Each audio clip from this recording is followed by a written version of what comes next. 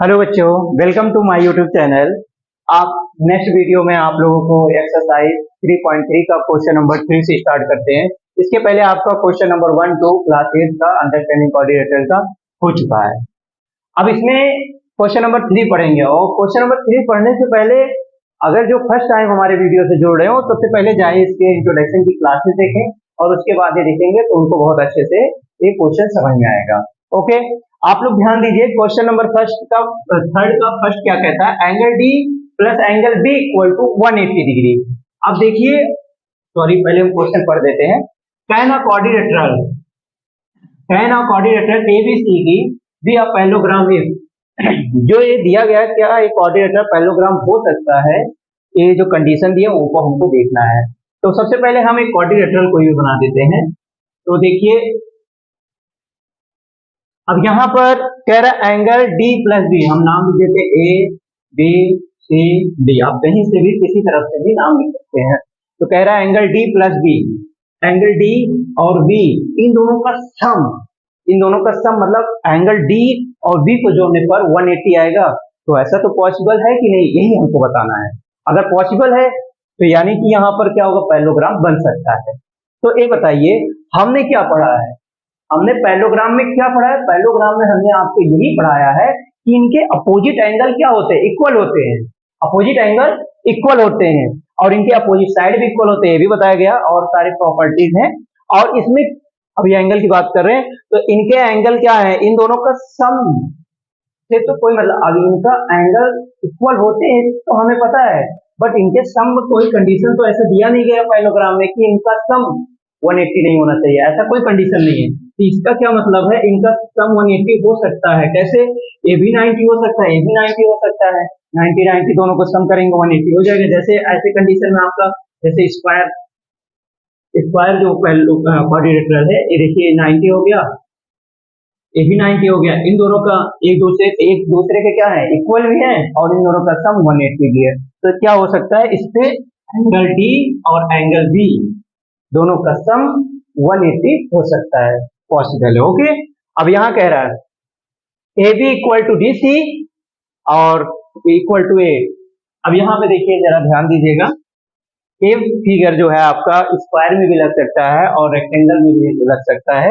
अब यहाँ देखिए कह रहा है ए बी 8 सेंटीमीटर और कह रहा है डी सी भी 8 सेंटीमीटर है। इसको इरेज कर देते हैं 180। ओके, कह रहा है एडी बराबर 4 centimetre, A 4 centimetre and BC बराबर 4.4 सेंटीमीटर। तो बताइए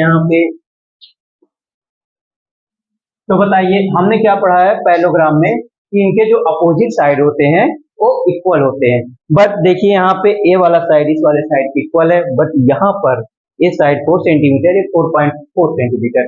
अगर किसी भी फिगर का अगर इसे पैरेललोग्राम बनना है तो इसका क्या करना चाहिए, उसका रूल फॉलो करना पड़ेगा।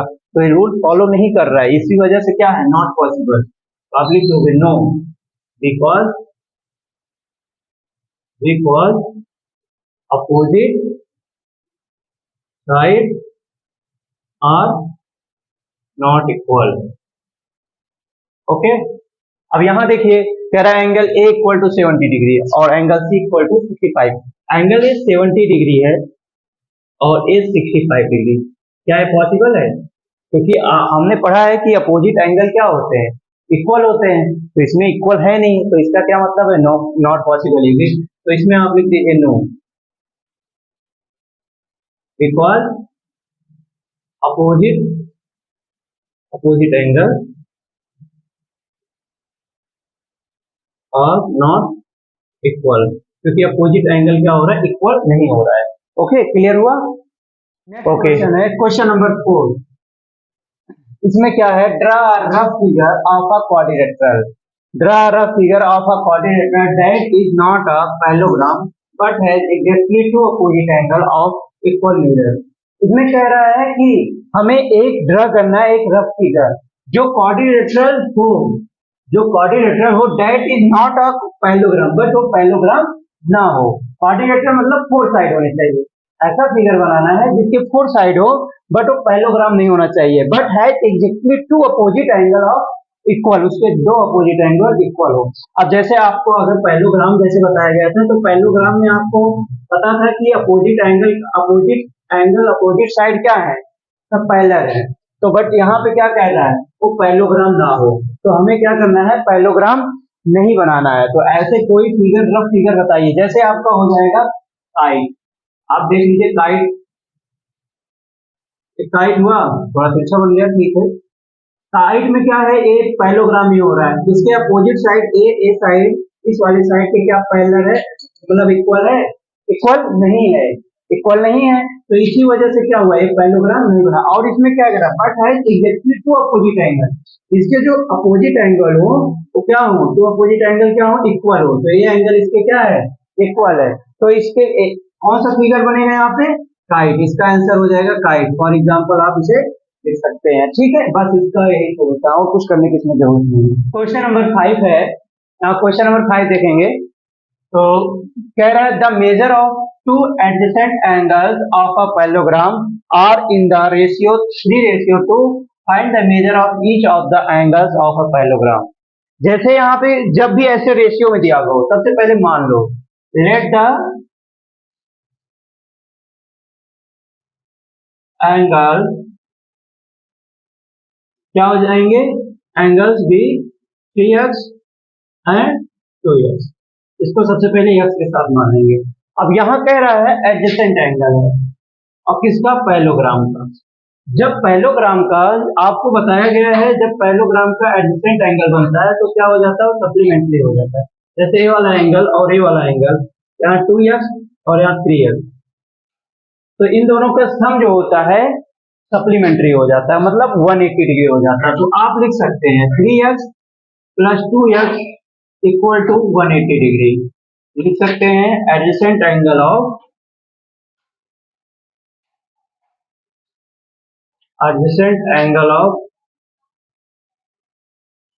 एंगल ऑफ पैरेललोग्राम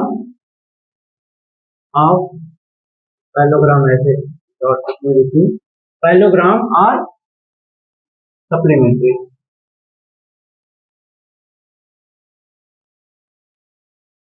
ठीक है। जो अपोजिट साइड होते हैं वो पैरेलल होते हैं, जैसे अपोजिट साइड ए वाला साइड इक्वल हुआ। हमें इसमें कह रहा है find the measure of each of angle of the parallelogram, सभी चारों साइड, चारों एंगल के, 4 एंगल्स के बताने हैं वैल्यू। अगर दो एंगल के पता चल जाएंगे तो अपोजिट एंगल क्या होते हैं, इक्वल होते हैं, तो सबका पता चल जाएगा। तो हम पहले इसका पता करते हैं, और हमें पता है एडजेसेंट एंगल है, एडजेसेंट एंगल का दोनों को सम करने पर हमारा 180 डिग्री मतलब सप्लीमेंट्री एंगल बनता है। तो ये हो गया 5x equal to 180 degree, 5x equal to 180 degree. अब x इक्वल टू कर दे, क्या हो जाएगा 180 अपॉन 5, ओके। अब इसे कट कर देंगे, 5 3 जा 15, तो 3 बचा, 5 6 जा 36, x इक्वल टू आ गया 36 डिग्री। अब हमें क्या करना है, 3x का वैल्यू पहले फाइंड करते हैं। 3x का एंगल कितना, 3 इंटू 36, तो आपका कितना हो जाएगा 108, बोलिए मल्टीप्लाई कीजिए, 2x इक्वल टू हो जाएगा आपका 2 इंटू 36, हो जाएगा कितना 72 डिग्री। अब यहाँ पर क्या हुआ, 3x का वैल्यू आ गया 108 और इसका आ गया 72, तो अपोजिट एंगल भी सेम हो जाएंगे, तो आपका पता हो गया। क्लियर हुआ, ओके, नोट कीजिए। क्वेश्चन नंबर 6 क्या कह रहा है, फिर से देखो। The adjacent angle of a parallelogram have equal major, जो हमारा पैरेललोग्राम होगा, पैरेललोग्राम कोई फिगर बना लेते हैं, उसमें कह रहा है कि इनका जो एडजेसेंट एंगल है, एडजेसेंट एंगल जैसे क्या हुआ, ए है, बी है, सी डी, इनका नाम रख दिया जा रहा है। एडजेसेंट मतलब पड़ोसी। तो जो एडजेसेंट एंगल है, ए वाला एंगल मान लो, ए वाला एंगल, दोनों क्या है, इक्वल है, ठीक है, कह रहा है इक्वल है। और उनका जब एडजेसेंट एंगल अगर इक्वल है, तो हमें पता है जो पैरेललोग्राम का एडजेसेंट एंगल ऑफ पैरेललोग्राम और सप्लीमेंट्री, वो सप्लीमेंट्री बनाते हैं, मतलब 180 डिग्री बनाते हैं। तो हम यहाँ लिख सकते हैं, हम क्या लिख सकते हैं, angle A plus angle B equal to 180 degree. यहाँ पे लिख सकते हैं adjacent angle are supplementary, are direct supplementary नहीं तो आप लिख सकते हैं adjacent angle of parallelogram are supplementary. अब हमें ये भी चीज पता चल गया है, आपका एंगल ए इक्वल है एंगल बी से, ये पता है ना, जो भी एंगल रहेगा। अब यहाँ पे क्या है, जब आपसे कहा गया ये दोनों आपस में इक्वल है, अब हमें तो सब पता है कि ठीक है, लेकिन इसे एक्सप्रेस कैसे करना है। अगर इक्वल है तो हम क्या कर सकते हैं, एंगल ए और बी जब इक्वल आपस में, बी को हम ए लिख सकते हैं, 180 डिग्री हो गया, तो ए हो गया 2 angle A equal to 180 degree और एंगल ए इक्वल टू हो गया 180 डिग्री। तो एंगल ए बराबर 180 अपन 2, तो यहाँ 2 से कटा तो 90 हो गया। तो एंगल ए बराबर आपका क्या आ गया 90 डिग्री। आप बताइए, अब यहाँ कह रहा है अगर ए 90 डिग्री हो गया तो ए और बी आपस में इक्वल है तो ए भी 90 डिग्री होगा, ठीक है। अगर ये 90 डिग्री हुआ तो ए भी 90 डिग्री होगा, क्योंकि डी का वैल्यू इसलिए 90 हो जाएगा क्योंकि ये क्या है, पैरेललोग्राम का अपोजिट साइड है, अपोजिट साइड इक्वल होते हैं 90, तो इधर भी इसकी भी 90 हो गया, मतलब ऑल एंगल 90 डिग्री, मतलब ऑल एंगल आर इक्वल, सभी एंगल क्या है, बराबर है। और ऐसा कौन से फिगर में देखने को मिलता है आपको कि सभी ऐसे आपको रेक्टेंगल में भी देखा जा सकता है और स्क्वायर में भी, स्क्वायर में सभी साइड भी बराबर होते हैं। अब देखिए आपका एक में ए ऑल, हम लिख सकते हैं ऑल एंगल आर इक्वल, लिख दो each angle are equal. Okay, clear है, कोई डाउट? अगर दिक्कत हो तो फिर से बता दे, ठीक है, नोट कीजिए, समझ में आया ना।